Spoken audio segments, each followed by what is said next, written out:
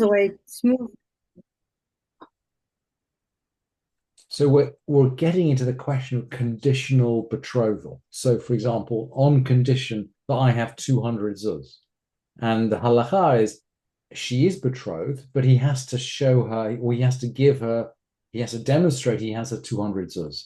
And the Mishnah in the third chapter of Kiddushin just continues along these examples. They all seem very similar. Almanat sheyeshli beit kur afar. On condition I own a beit kur of land. So the implication is you are betrothed to me. Hareyat mukudesheli, you are betrothed to me on condition. Almanat sheyeshli beit kur afar. On condition I own a beit kur of land.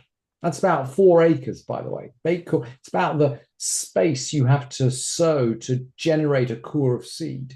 But yeah, it's 4. Think about it as 4 acres. So it's a substantial plot.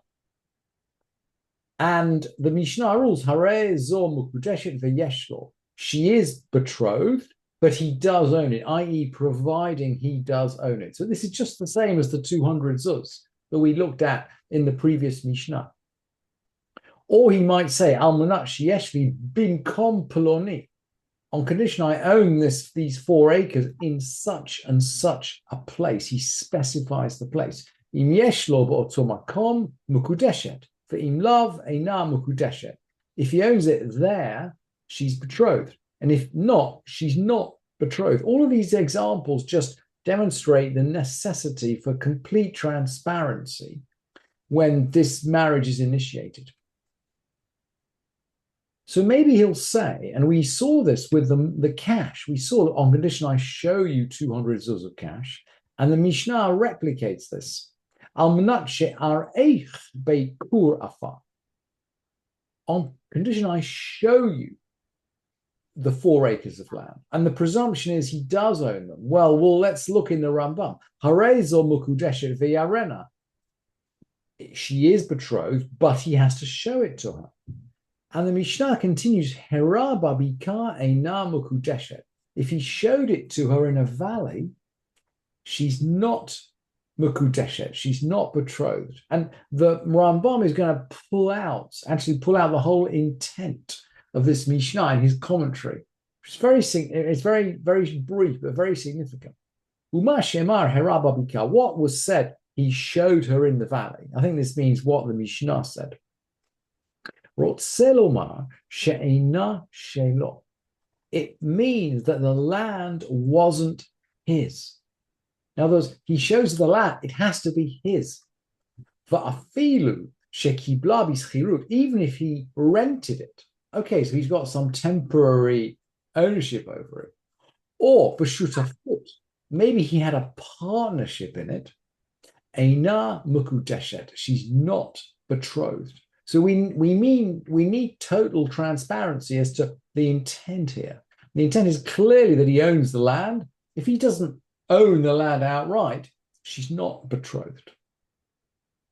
Now, you'll notice that all of these conditions, this string of conditions, are one-sided. Almanat sheyesh lo beit kur afar. On condition I own a beit kur of land. And if he does, then she's engaged. And the assumption is, the Mishnah says, okay, if he doesn't, she's not engaged.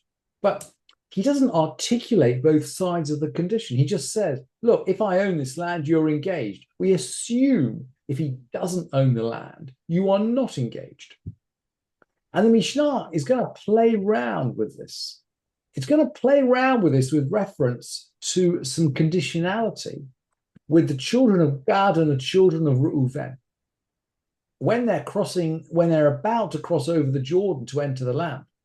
And we've said before that the Mishnah likes to parallel the relationship between a man and a woman with the relationship between the people of Israel and the land of Israel. So, for example, Abraham's purchase of the cave of Machpelah for his wife is one of the core texts from which we derive the fact that you can get engaged to someone by giving them a ring. So the Mishnah the Mishnah and the Gemara connect up they connect up these two relationships for a reason that we can't necessarily figure out, but we can observe.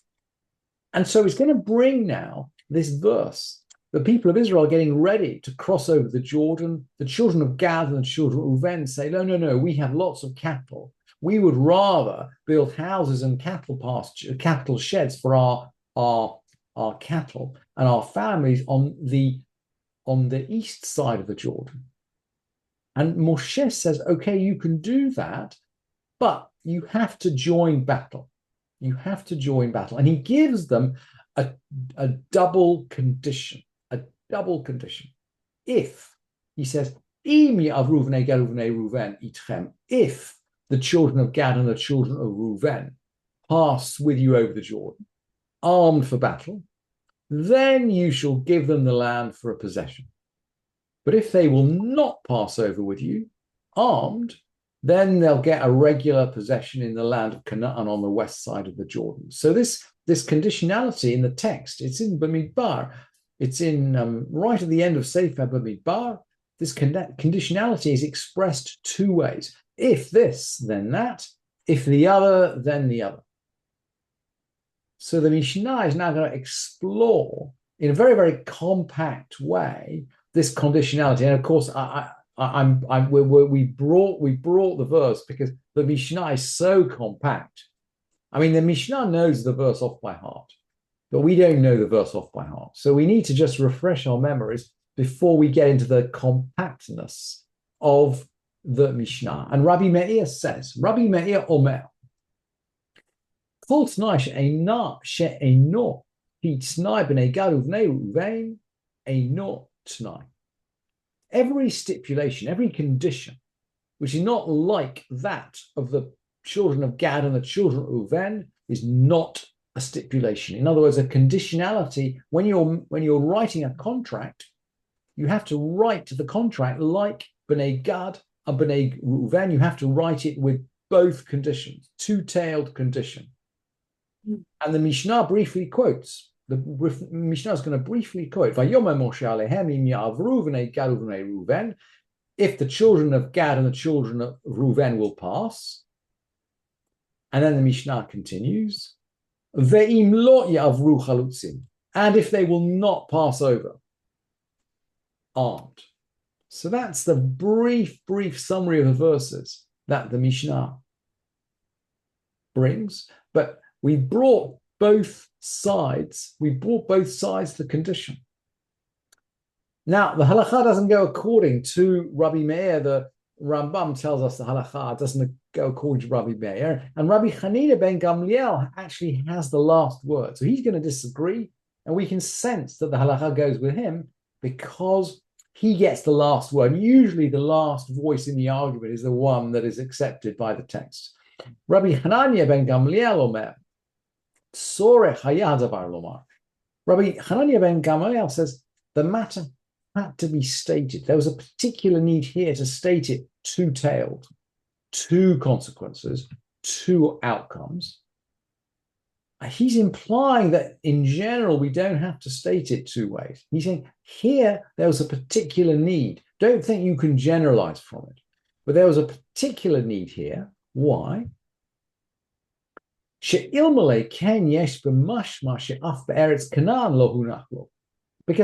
if it hadn't been stated this way, it could have been implied that even in Canaan they would not inherit.